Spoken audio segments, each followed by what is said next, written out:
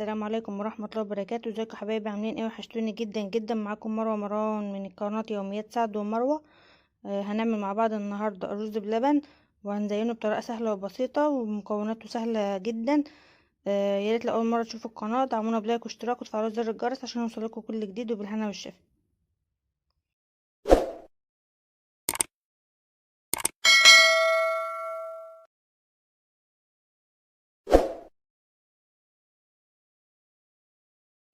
انا عامله معيار كيلو النهارده، كيلو لبن. كيلو لبن انا بحط عليه كوبايه رز، اللي هي كوبايه بتاعه الميه العاديه الكبيره دي.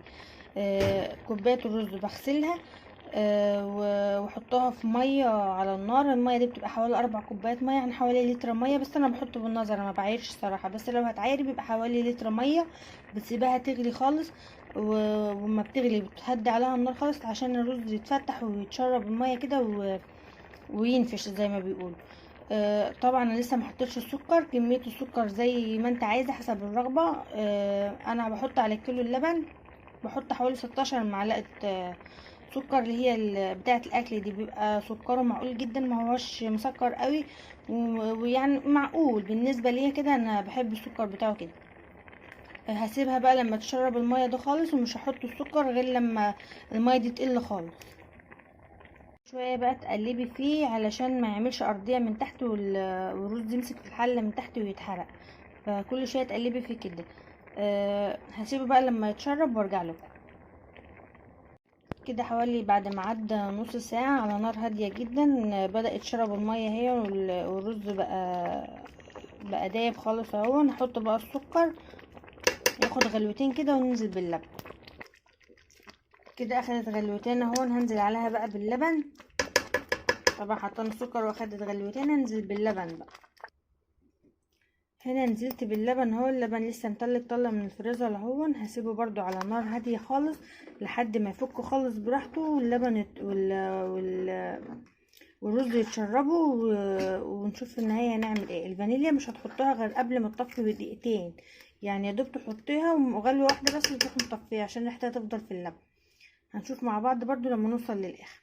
يا ريت لو وصلتوا لحد هنا في الفيديو تعملوا لايك واشتراك وتفعلوا زر الجرس عشان يوصلكوا كل جديد، وبالهنا والشفا. ولو عندك وش لبن برضو او قشطه، وش لبن تكون شايلاه من على اللبن المغلي وسبتيه في التلاجة عمل الوش، او قشطه عاديه من اللي انت بتشتريها من المحلات، تقدروا تحطها برضو في المرحله دي.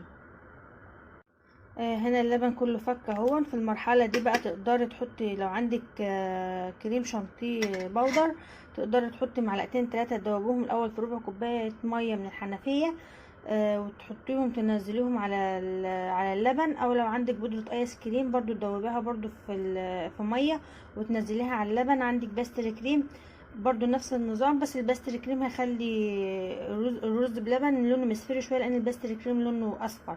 تقدري تجددي للاولاد وتحطي بودره الايس كريم. المفروض تحطيها بطعم الفانيليا علشان ما تغيرش اللون بتاع الرز بلبن، بس تقدري كتجديد للاطفال وكده هيحبوه اكتر. كمان لو حطيتيه بطعم مثلا الفراوله، المانجا، اي حاجه من المنكهات دي، بيبقى لونها مختلف وهيغير شكل الرز بلبن وهيبقى كتغيير. او ممكن في المرحله دي تقسمي اللبن والرز باللبن في حلتين، وتحطي جزء ابيض كده زي ما انتم شايفين، والجزء التاني تلونوه ببودرة ايس كريم لون تاني، يعني يبقى طبقتين مختلفين فوق بعض.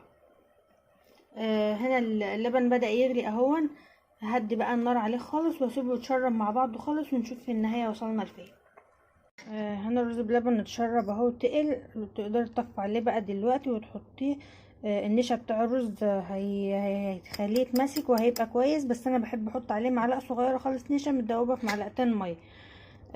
واديله تقليبه كده، يعني بحس ان هو كده بيبقى يعني ماسك نفسه شويه كمان. شايفين هي كميه قد ايه؟ مش باينه خالص يعني.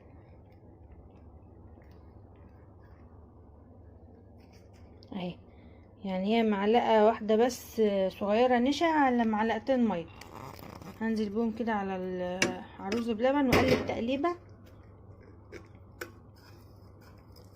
عشان يختلط بس كله مع بعضه كده. وافضي كيسين الفانيليا واطفي عليه بقى. هيكون اخد غلوه بسيطه خالص في الاخر اهو بعد النشا، وهطفي عليه على طول.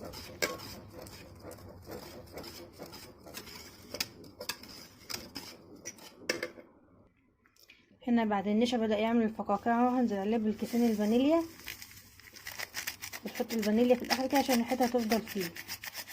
اي حلويات عامه بيبقى محطوط فيها فانيليا بيستحسن انت تحطها في الاخر عشان الريحه بتاعتها تفضل فيه.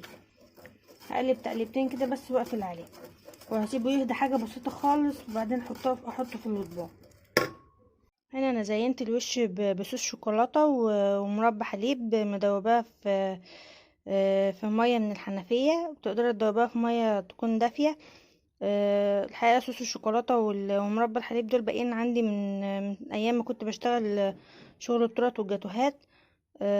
يعني مشتريتهاش مخصوص، هي كانت باقيه عندي فقلت اخلصهم بقى، لان انا وقفت شغل حاليا لان الخامات غليت وكده. الطريقه سهله وبسيطه. يا ريت تدعمونا بلايك واشتراك. وبكده اكون وصلت لاخر الفيديو بتاعي. يا ريت لو عجبكم تعملوا لايك واشتراك وتفعلوا زر الجرس عشان يوصلكوا كل جديد، وبالهنا والشفا.